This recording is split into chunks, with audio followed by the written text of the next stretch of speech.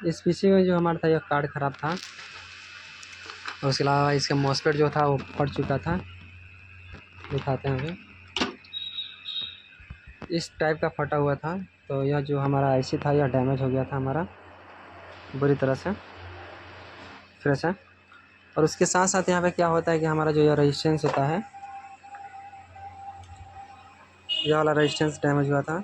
और यह वाला एक 2 ओम का होता है, 2 ओम का नहीं 4 ओम का होगा, रुकिए, नहीं 2R2 का है, 2 ओम का है।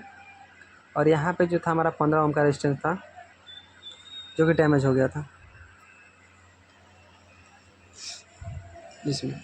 तो इस कार्ड में क्या कि इसका जीनो को चेक करना है, प्लस में इस आईसी को निकाल कर, और मीटर का प्लॉट होता है जो प्योर उतना दिखाना चाहिए। यह 5 ओम का है, 5 ओम का है, 2.2 ओम का है, जो यहाँ पे 15 ओम का रेजिस्टेंस दिखाना चाहिए। उसके अलावा हमको यहाँ पे क्या किया कि हम आईसी को इंस्टॉल किए। और कई बार होता है कि आप लोगों को से परेशानी होती है कि यहाँ पे जो होता है या ओवरलोड वाला, जैसे कि ऑन हो गया यूपीएस ऑन हो गया, उसके वजह से ओवरलोड वाला क्या करता है, ब्लिंकिंग कर लेता है। तो उस समय आप लोग क्या करते हैं, घबरा जाते हैं कि यह कहाँ से फॉल्ट हो गया। तो यहाँ पे होता है कि हमारा एक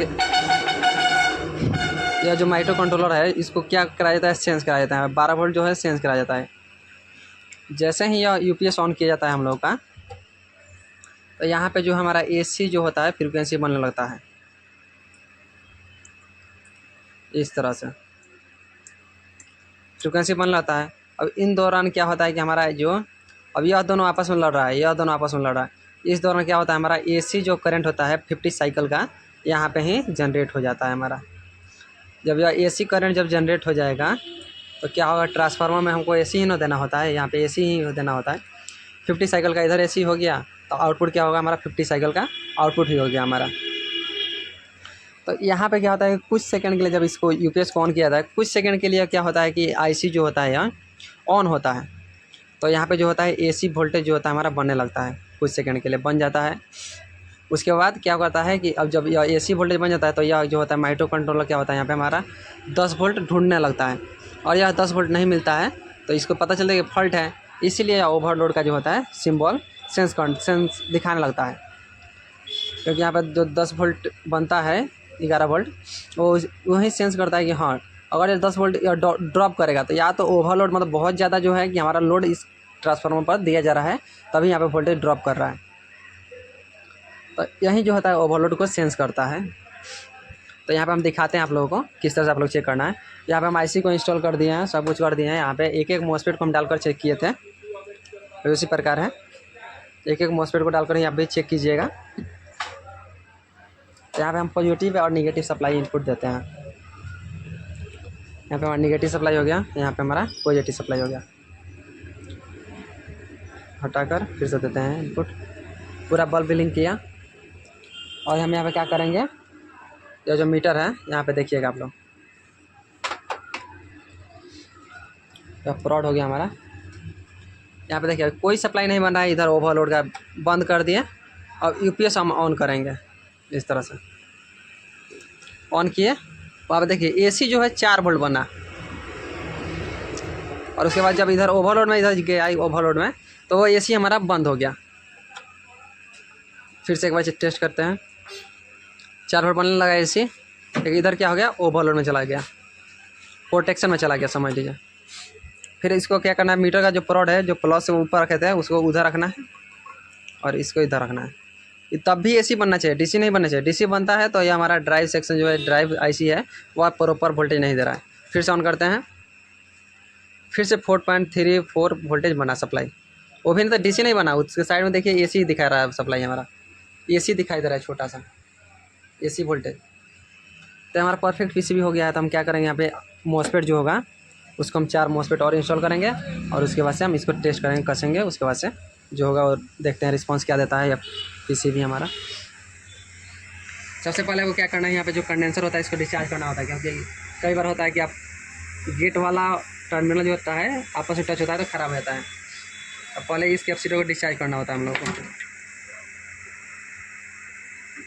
जब डिस्चार्ज हो गया, फिर एक कैपेसिटर हमारा यहाँ पे जो है इसको भी डिस्चार्ज कर लीजिएगा, क्योंकि यह चार्ज स्टोर रहता है। जिससे हम लोगों को परेशानी होती है बहुत ज़्यादा। अब क्या करना, हम इस मॉसफेट को भी इंस्टॉल करेंगे यहाँ पर।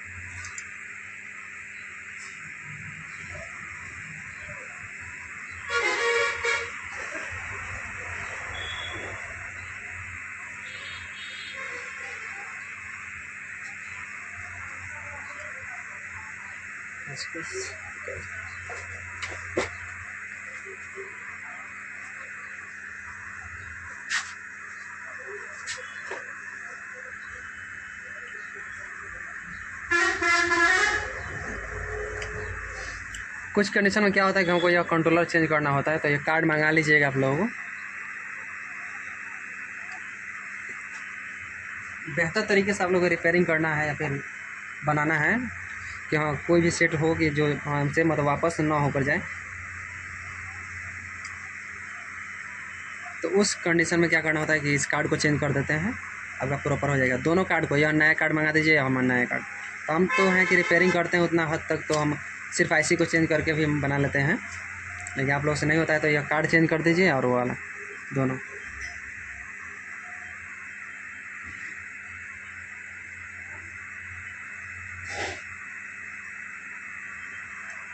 हम मॉसफेट जो है यूज कर रहे हैं जो 4132 है, बेहतर रिजल्ट रहता है इसका। 150 एम्पियर का होता है 4132।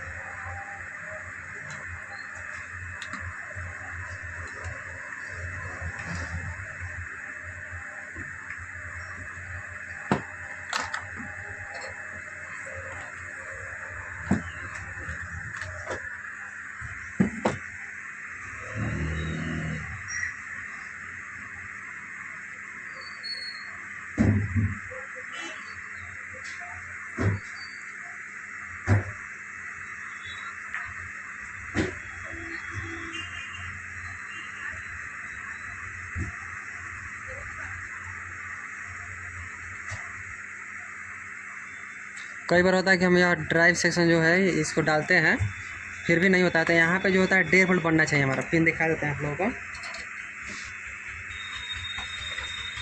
इसे काउंट कर लीजिएगा। पिन नंबर 1 और 2 पे 1.5 वोल्ट बनना चाहिए। स्विच ऑन किया जाए, इस कार्ड को निकाल कर 1.5 वोल्ट यहाँ बनना चाहिए। 1 और 2 पर बनना चाहिए 1.5 वोल्ट। 1 2 3 4 5 6 7 8 9 और 10 पे भी 1.5 वोल्ट ही बनना चाहिए। नहीं बन रहा है तो इस कार्ड से ही प्रॉब्लम है। लेकिन इस कार्ड में प्रॉब्लम नहीं आता है, क्योंकि यह जो होता है आईसी वहीं झेल लेता है। अगर ये आईसी फटा हो या फिर बहुत बढ़िया से मतलब उसका होता है ख़राब हुआ हो, तो उस कंडीशन में आपको कार्ड चेंज करना पड़ता है। इसको हम प्रिंट कटर से काटेंगे, इसको कटर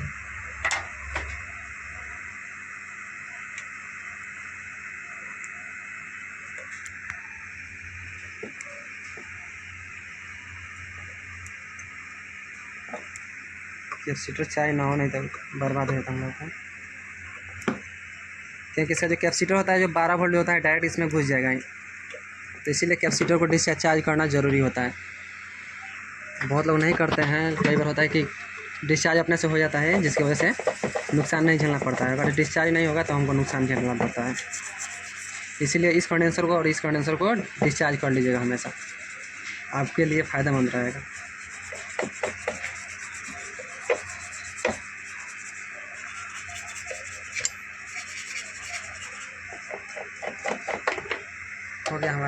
इसमें लाइन इनपुट देंगे, फिर भी देखें, फिर से चेक करेंगे कि 4 वोल्ट हमारा सप्लाई जो है बन रहा है कि नहीं बन रहा है। इसको से इसको कसेंगे, उसके बाद देखते हैं रिजल्ट क्या आता है।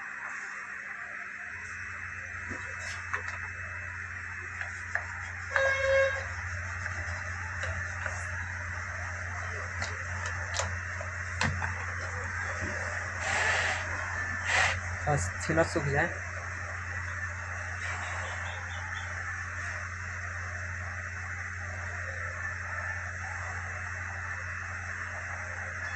सूख गया।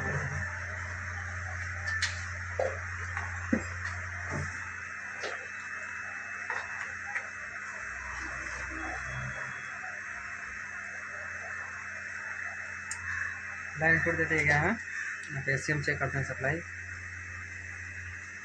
कोई सप्लाई नहीं बन रहा है यहाँ पे। जैसे यूपीएस ऑन किया 4 वोल्ट बन रहा है, ठीक है, भाग गया क्योंकि ओवरलोड सेंस करने लगा।